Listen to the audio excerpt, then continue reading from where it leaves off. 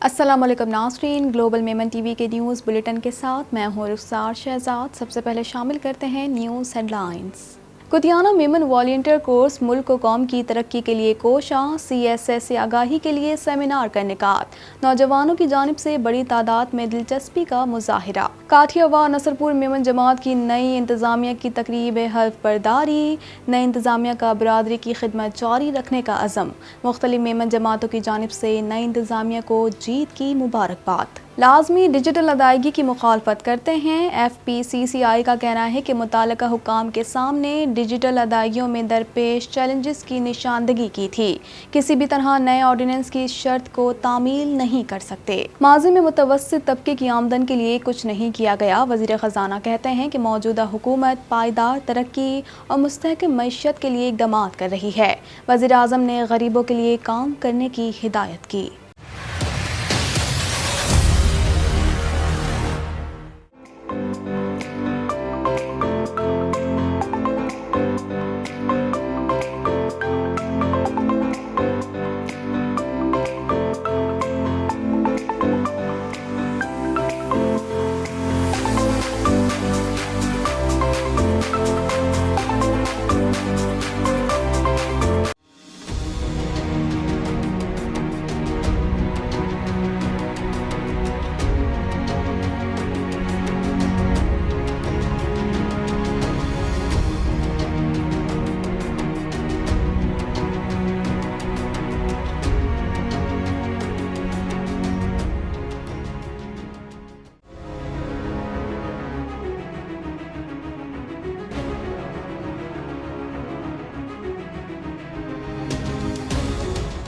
Welcome back.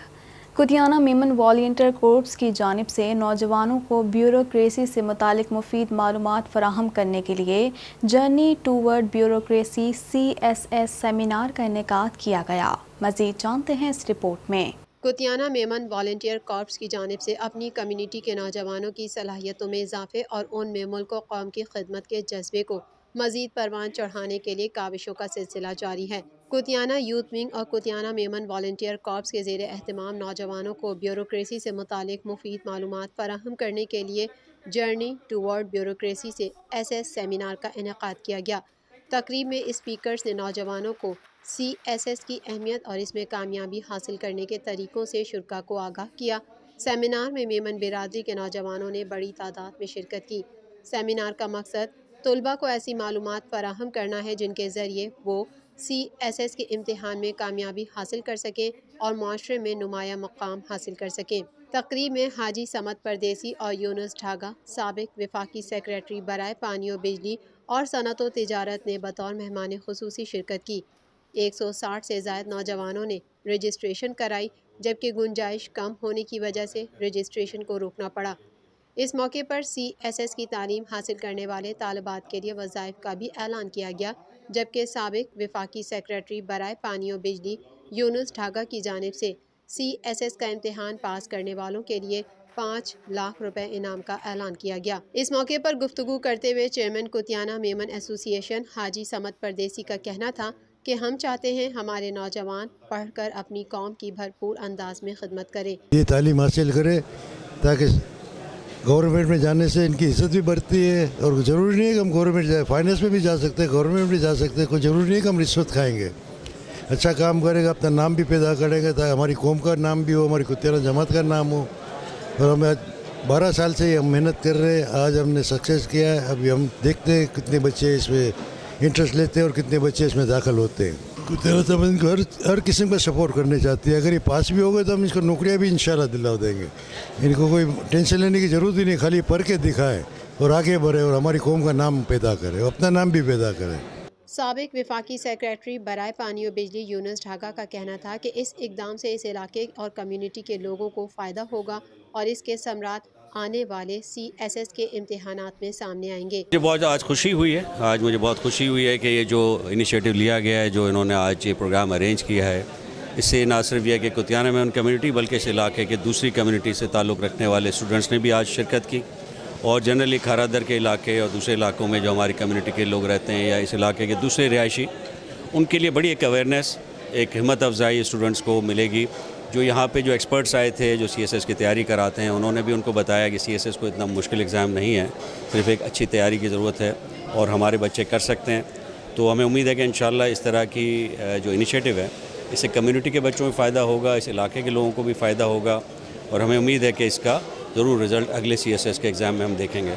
Education committee کے chairman Asif fancy کا کہنا تھا کہ اس طرح کے پروگرام سے بچوں کو CSS کے بارے میں جاننے کا موقع ملتا ہے. میمن قوم میں CSS کی جانب رجحان کم ہے, اس سے لوگوں کو آگاہی ہوگی. اس طرح کے پروگراموں سے کم از کم یہ تو لوگ بچوں کو ہمارے جو کرنا چاہتے ہیں اگر ان کا کوئی انٹرسٹ ہو تو پتہ تو چلتا ہے کہ CSS کیا ہے, کیسے ہوتا ہے, اور اتنی مشکل چیز نہیں ہے کہ جو آج کل اس کو جو جس طرح سے پیش کیا گیا ہے. تو یہ اور سب سے بڑی بدقسمت یہ ہے کہ میمن قوم میں CSS کی طرف نہ ہونے کے برابر رجحان ہے. بہت کم لوگ جو ہیں اس پہ CSS کی طرف جا رہے ہیں.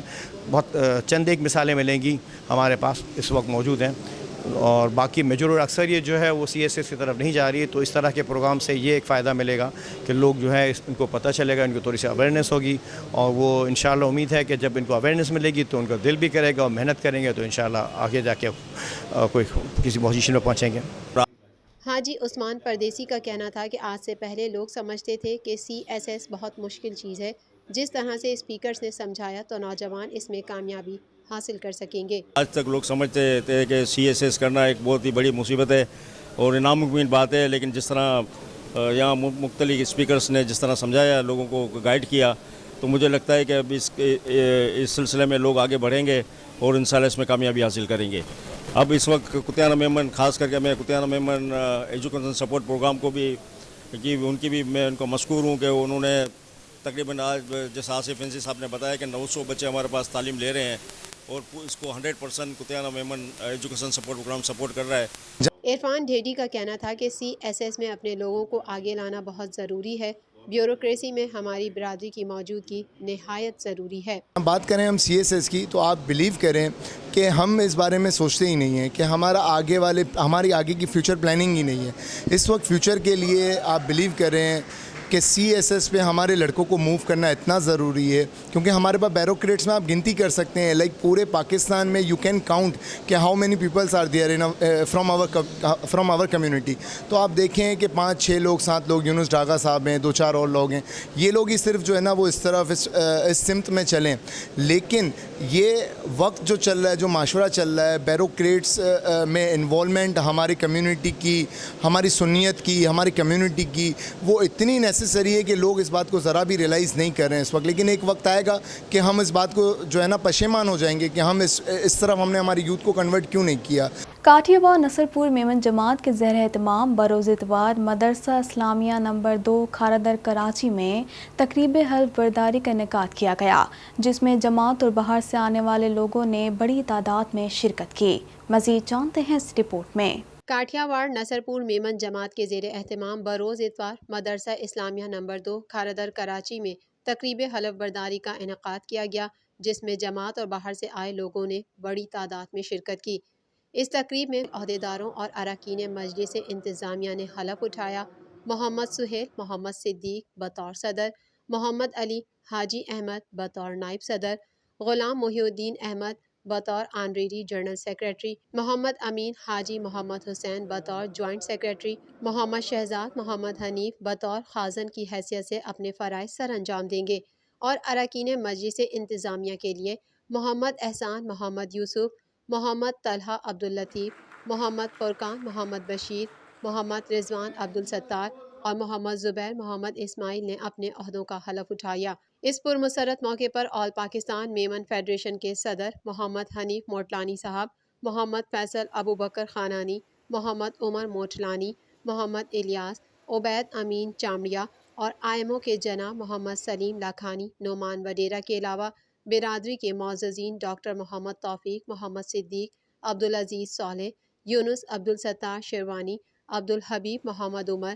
الیاس میمن, محمد بشیر علی محمد, عبدالعزیز محمد حسین, محمد اسلم محمد حسین کے علاوہ جماعت کے سابقہ عہدیداروں نے بھی شرکت کی اور نومنتخب عہدیداروں اور اراکین مجلس انتظامیہ کو مبارکباد پیش کی۔ وفاق ایوان ہائے صنعت و تجارت کے صدر میاں ناصر حیات مگو نے کہا ہے کہ کاروباری، صنعتی اور تجارتی برادری متفقہ طور پر لازمی ڈیجیٹل اور آن لائن ادائیگیوں کے نفاذ کی مخالفت کرتی ہے۔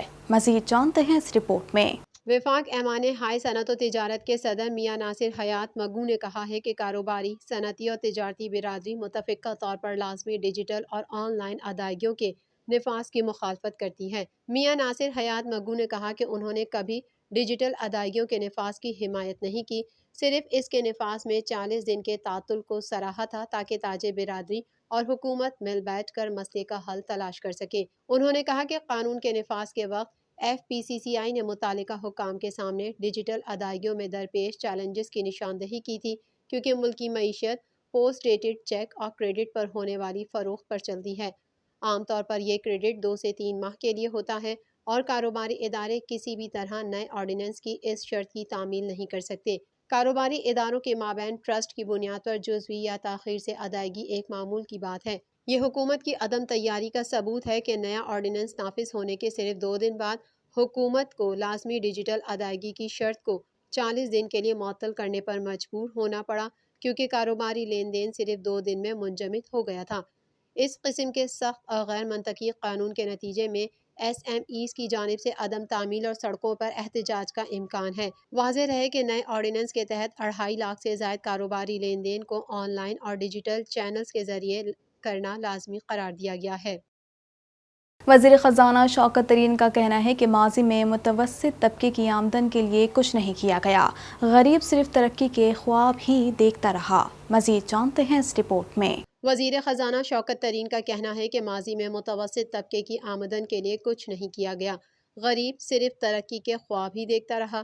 کامیاب پاکستان پروگرام کی تقریب سے خطاب کرتے ہوئے وزیر خزانہ شوکت ترین کا کہنا تھا کہ پروگرام سے محروم طبقات کو بااختیار بنانے میں مدد ملے گی۔ معاشی ترقی کے لیے طویل المدتی منصوبے بنانے ہوتے ہیں، لیکن افسوس کے ساتھ ماضی میں متوسط طبقے کی آمدن کے لیے کچھ نہیں کیا گیا، غریب صرف ترقی کے خواب ہی دیکھتا رہا۔ موجودہ حکومت پائیدار ترقی اور مستحکم معیشت کے لیے اقدامات کر رہی ہے اور مزید کام کرے گی۔ وزیر خزانہ کا کہنا تھا کہ وزیر اعظم نے غریبوں کے لیے کام کرنے کی ہدایت کی اور کہا کہ غریب کو بااختیار بنانے کے لیے کام ہونا چاہیے۔ پہلی بار ترقی کے سفر میں نچلے طبقے کو ترجیح دی گئی ہے۔ کاروبار کے لیے 5 لاکھ تک بلا سود قرضے دیے جائیں گے۔ چھوٹے قرضوں کی وصولی کی شرح 99% ہے۔ ہر گھر کے ایک فرد کو ٹیکنیکل ٹریننگ دیں گے۔ گلوبل میمن ٹی وی کے نیوز بلیٹن سے فی الوقت اتنا ہی۔ مزید خبروں اور اپڈیٹس کے لیے دیکھتے رہیے گلوبل میمن ٹی وی۔